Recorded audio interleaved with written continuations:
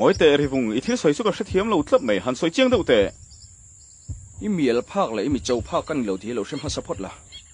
thần đang tu nải hiền căn mù lâu nỉ chuan he khua trăng hiền nằng quấy chok nga lang isiamo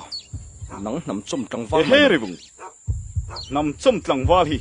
mi mù xịt lúc tục sửa cái mà thần thua mà mi col sakol mà dám ngay lâu cái này hi isiam cái mà nghe in thần đang như cái giống muang à tốt cái ila xem mua lăng thần chuam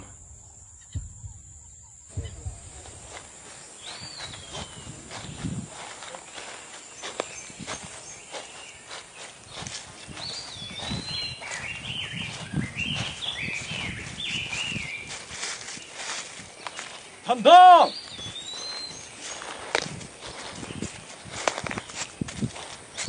có mà hiền là lâu mua nỉ chuan à trộm khạc đôn lúc tục à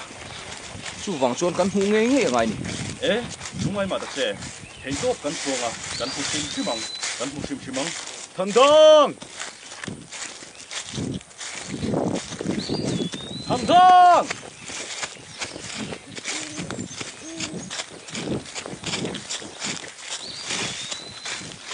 căn muối mê măng thì tổ căn chua đôn nó lồm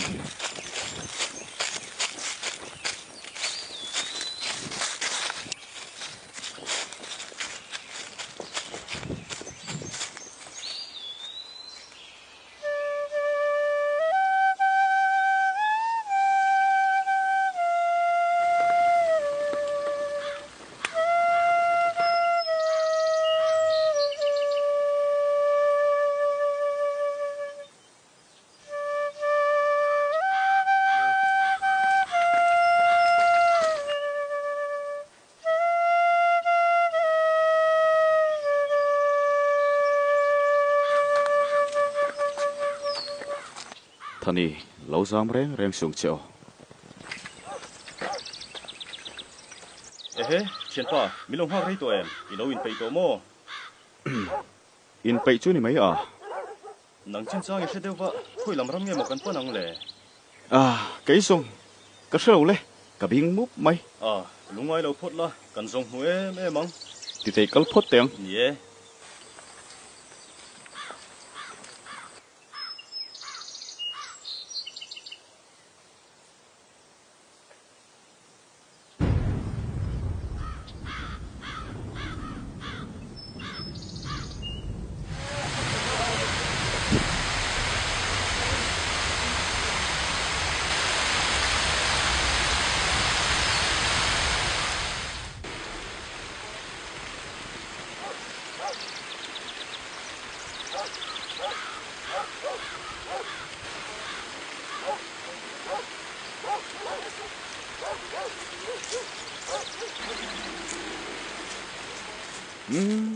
phù lái ni bốc nè hắn buổi sao khóc mày thầu xí là chú tầm em ấy lại ho lạ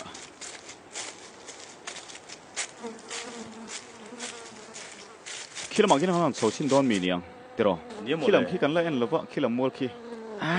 thầu xí chứ thì tệ lên ít sầu xin phốt tiền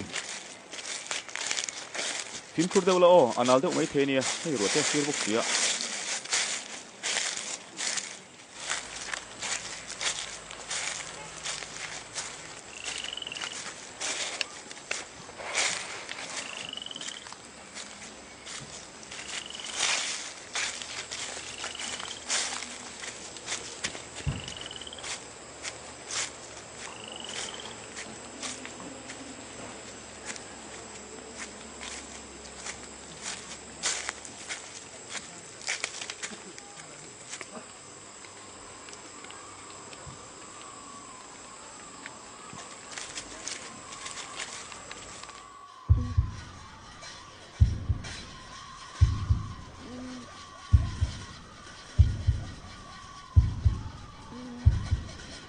thần đang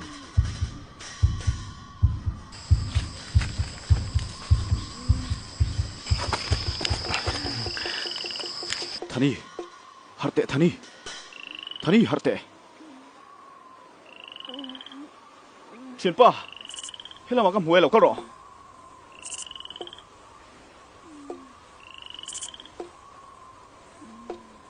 เชียนป่ากะลมแหลไหมอารมณ์แหลไหมอ่ะที่แต่คิดละมาอีฉกปีวัดจอกเตียง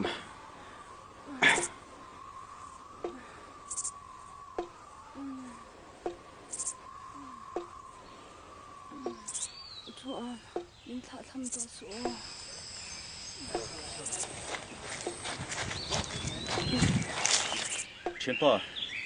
อินละมากะลมพันเฉาโจกังไงจันชินเทกะลมพันฉีลังไงเฮ้ยอามาโปชโตทั่วว่าเนี่ยแกนี่ปอสอยส่วนกันเหล่ากัลดอนเนี่ยโอเล่ฟิล์มครุตักขันกัลดอนเนี่ยโอเล่ชวมอีตากันนี่กุมขวาตัวงก็ถอดทำเละตัวง่ายลงเฉย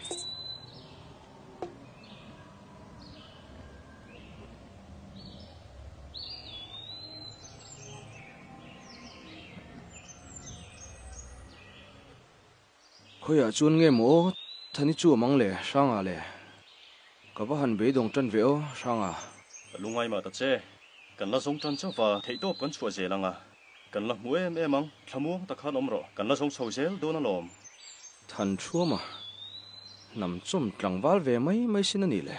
อาสักกลงตักไหมอันนี้นำส้มกลางวาลเวไหมแค่เพียงเขาว่ามินหันติบวยไหมฮิจูลายฮิจูอันนี้เขาอยากตักถุกหลวงหมูท่านชัวมาจวนแลใครเชียนติ้วท่านชัวมันแล้วจังลิมาแค่น้ำมูนี่อไหมท่านฟินเวทจะเจ้าของใครก็เหล่าอังเงินที่ละกัลตาวันจีเหล่าเวอท่านชัวมาไม่จวนวิวหันมัวเผาเวอติโร่อีกแล้วงู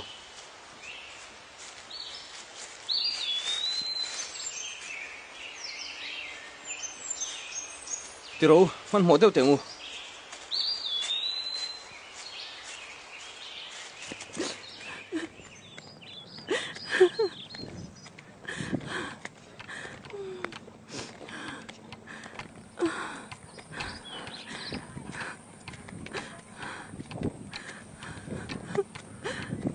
กันนูมามเตะกับฟันล้มตักเอ็มกับฟันล้มตักที่มาฟังฟิกันอีกยังไงเดมังเจ้าก็สวดสวยฟังอันอีกกันล้มตักชัวมานังเงี้ยให้ประเสริฐชาช่วยเหลือนี่